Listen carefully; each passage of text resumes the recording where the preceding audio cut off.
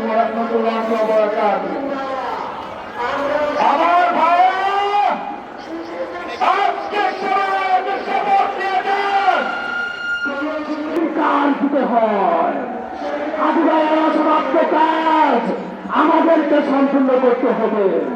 আদিবাই তার যে মিশন ছিল সেটা যদি বাস্তবায়ন করা যায় তাহলে আদিবাই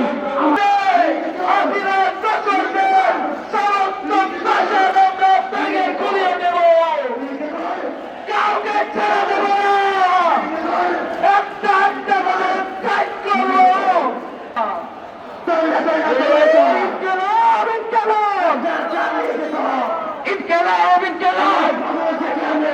আমরা সবাই হাজির হব, আমরা সবাই হাজির হব।